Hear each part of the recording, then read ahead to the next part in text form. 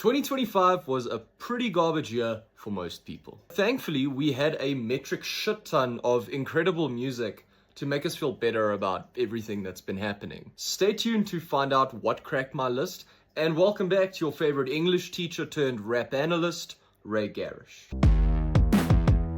We're going to keep it to a top 10 because I think that's a sweet spot with these kinds of lists. And just before we get to the number one spot, I'm going to let you know all the honorable mentions that are invariably going to piss off everybody. For this list, as with all of these kinds of lists, this shit is subjective. This is just stuff I enjoyed. But if you want to go ahead and enlighten those around you with your divinely inspired taste, go for it. Leave a comment. Hell, maybe you think my list sucks and you just want to vent.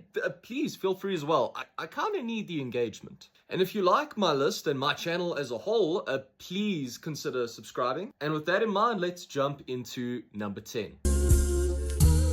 Navy Blue, The Sword and the Soaring.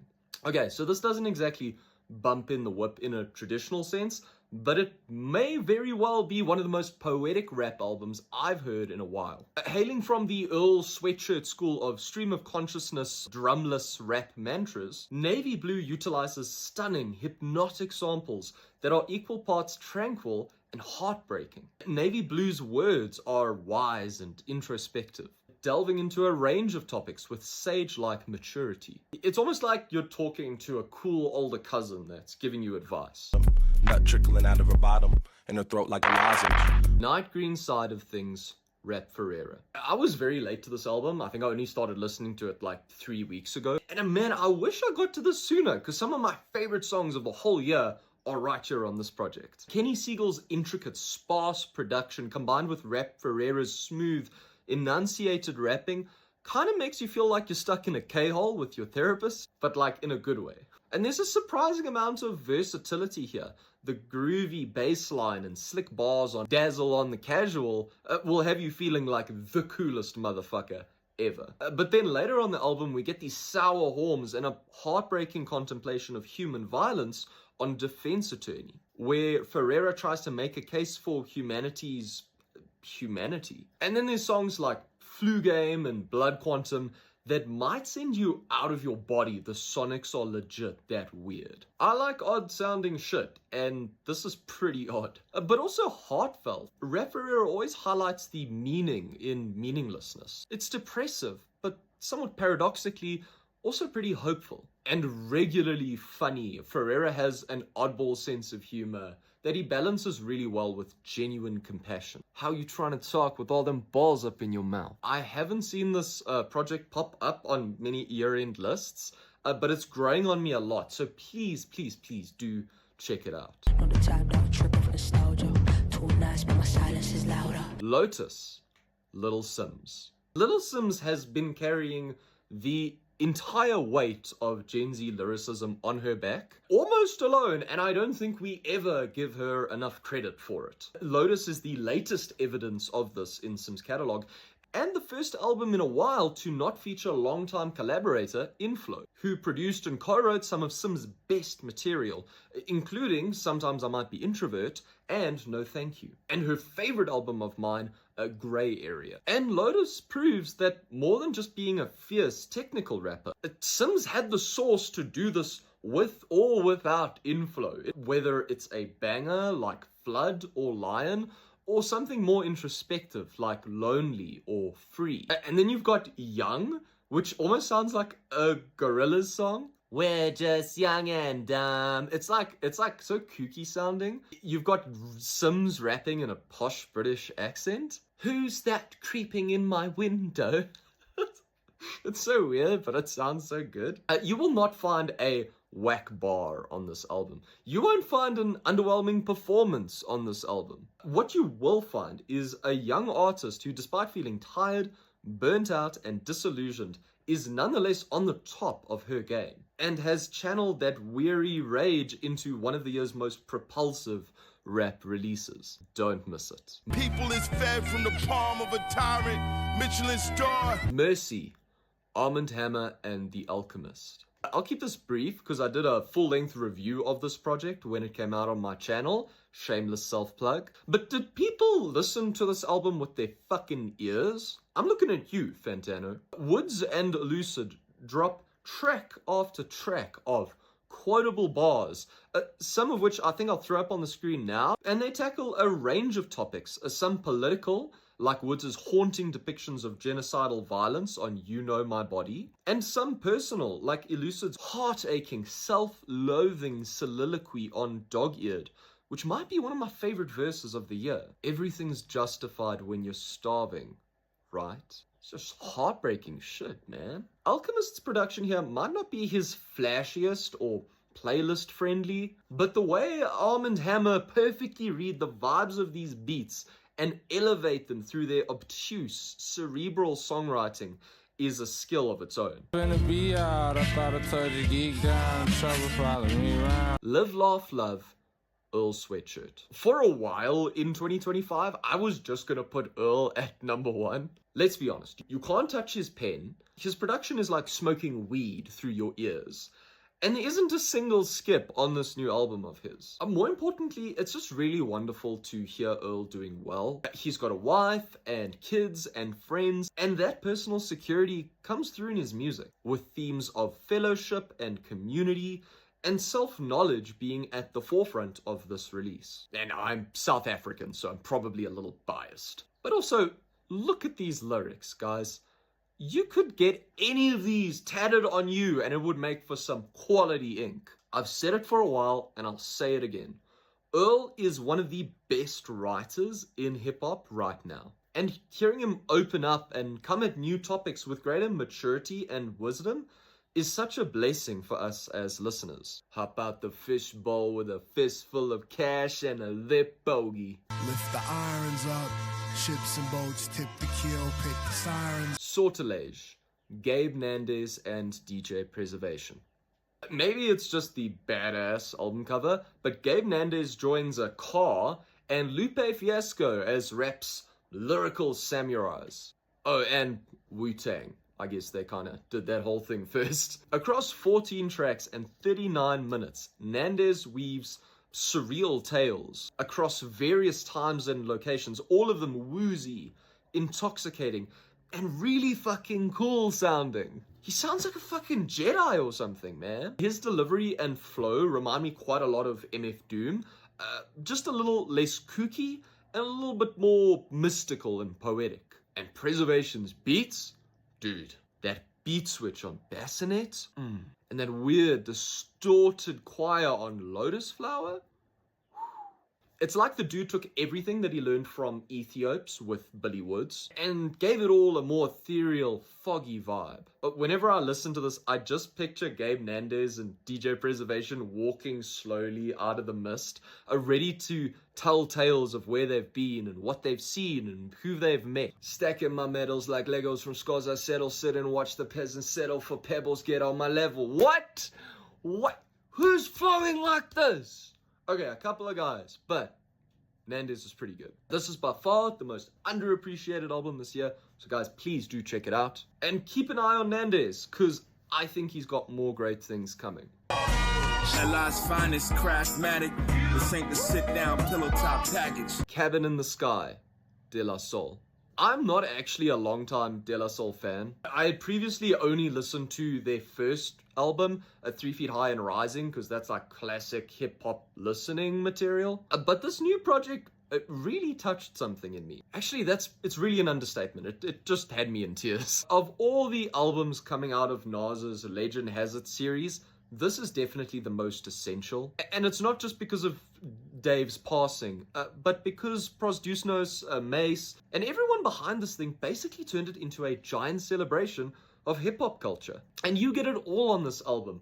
Nas and Killer Mike each get a track where they flex their lyrical prowess, but then we get conceptual songs like The Silent Life of a Truth and soulful bangers like The Package. It really has everything. And Giancarlo Esposito narrating the album doesn't exactly hurt much either. Music can't cure your depression, guys. I hate to break it to you, but if ever there was a song that could do it, please go listen to don't push me off of this album. You will cry, you will laugh, you will smile. You're gonna want to call up your mom and tell her that you love her. This is an album of feeling things. It may be long, but there isn't a single skip here.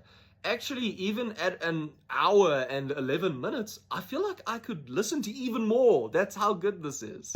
I will close your heaven for the hell of it. You think it'd be valor amongst veterans? Let God sort them out. Clips. What more does anyone have to say about this album? The Kings of Coke Rap released an album that features 12 perfectly produced and recorded tracks with soaring choruses, icy production, and impeccable verses from Pharrell and Clips, respectively. And the marketing and promotion of this album is an entirely different beast. Like performing at the Vatican? Fucking badass. It's probably the most popular of all the projects on this list, but it still doesn't feel like it's popular enough for how fucking good it is.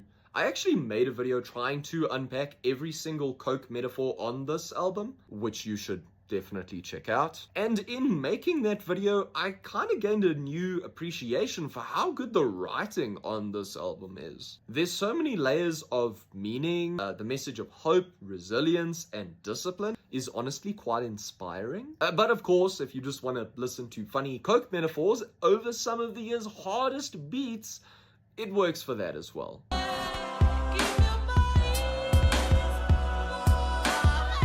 Nothing sweeter than the last breath. Only Dust Remains. Backwash. A Zambian-Canadian rapper, Backwash, is not particularly well known, but she should be. Let me put it this way. Do you like Kanye? Do you like Radiohead? Okay. Pink Floyd? Kendrick Lamar? If the answer is yes to some of those or most of those, check out this album because you will get flavors of each of those artists in various forms. And if we were just talking about the sound of this album, it would still be a great project. But Backwash's unhinged delivery makes for some of 2025's wildest rapping. She howls, rasps, and cries out in horror as she feels her mind and her body deteriorating from illness, all the while lamenting how similarly sick around her the world is becoming. It is horrorcore at its noisiest and harshest, but it's anything but samey, as Backwash blends indigenous music, metal samples, beautiful synth passages, choirs, eclectic samples, and so much more into a maelstrom of beautiful misery. And if you're in doubt, go check out the track Ninth Heaven, which has a beat that is like liquid euphoria. It's kind of annoying that if someone like Kanye released literally this album or something that even sounded remotely like this, a whole army of white boys would just... Backwash captures the political and social hopelessness that many of us find ourselves in. And as someone that has to actively fight to keep their minds from rotting away in despair looking at all of it, I don't think any artist connected with me more personally as much as Backwash did this year. Bravo. Sorry, last year. 25. Fucking whatever. Okay, so I was busy editing the video and I high-key forgot to add the honorable mentions. So I'm just going to run through them quickly now. God Does Like Ugly by Jid. Amazing album. It was just a really stacked year. Magic Alive by McKinley Dixon. You Can't Kill God with Bullets by Conway the Machine. Trainspotting by Rome Streets and Conductor Williams. Dead Channel Sky by Clipping. Heels Have Eyes trilogy by West Side Gun. Yeah, I love that guy. Psychotic was actually a really good album, more on the ragey side of things, but I thought it was really enjoyable. Stardust by Danny Brown has some incredible hyperpop bangers on it. Alfredo 2 by The Alchemist and Freddie Gibbs is of course fantastic. Sankofa, or Sankofa, I'm not sure how to pronounce that, by Red Veil was also beautiful. The Ghost Orchid, Life is Beautiful. Showbiz, Don't Tap the Glass. Dangerous Summer by Yeet, believe it or not, is really good. Go listen to it. It's actually amazing. And yeah, that's all I got for honorable mentions. So, back to the video. what's going to be number one? You'll find out right now. Watch my mother cry from the top of the stairs, scared when it came through the walls. Okay, we're going to say this one time and one time only. Gollywog. Billy Woods. Every year that rolls on, the Western Empire has to reckon more seriously with its downfall. Even globally, we see weak leaders blaming the powerless while continuing to turn the gears of war. Palestine, Sudan, Congo, Venezuela, name your case study. And not everyone has not only the guts, but the knowledge, wisdom, and background to talk about this stuff. Which is why I'm so glad that Billy Woods is a real person. I think Woods uses the framework of horror as a genre to frame evil in its various forms. Evil enacted against him and the people around him and his people. And it's a perfect marriage of metaphor to material, as the language of horror is a universal one, allowing Woods to write his most personal, honest, and fierce album yet. The network of producers here, including guys like LP, Kenny Siegel, Conductor Williams, and Alchemist, all provide Woods with a haunting tapestry of production. But really, it's Woods' ear for what concept will work over which beat that makes the whole thing work together. Woods is also an incredible curator in almost like a Kanye kind of style. The way he brings all his features together and each of them individually makes a mosaic of the larger picture is really a underrated skill, I think, in Billy Woods' arsenal. And, you know, living in South Africa, so much of what Woods discusses on this album really hits home here. The seeming hopelessness of the Pan-African project in light of Western fascism, the endless gluttony of the military-industrial complex and inter-community violence. These ideas and so many more are examined with precision and thoughtfulness. The first half leans more into the horror direction, with the second half being filled with sparse, jazzy production, a turning point marked by a doll full of pins. Which, actually, you know what? Just listen to the saxophone. All summer in a day, I spent all summer digging myself out of grave. Look, it's a bit of a heavy listen, and it's definitely a listen that is benefited by having the lyrics in front of you and your brain engaged in what Woods is saying. But I promise you, it's a worthwhile fucking investment. A single verse will have you going down a Wikipedia page or wanting you to read a book on some new concept you've never heard of before. But even if you're not a lyric reader, it just sounds so good. And one of my favorite lines of the year, the English language is violence. I hot-wired it. I got a hold of the master's tools and I got dialed in. Who's writing like this, bro? I could gush about this album forever. It's really, really good, and it's super current. I'm not sure if you noticed, but colonialism never really died. So now is a pretty good time for you to start familiarizing yourselves with these concepts, I guess. But more than that, really good fucking album. Amazing album. Guys, thank you so much for watching. This channel has been bringing me a lot of joy in a difficult time, personally. I'll just say that I've put a lot of chips in trying to make this channel work. I'm really trying to race to get monetized. So please, please, please, sloppy please, like, subscribe, share, engage, comment, do whatever you can.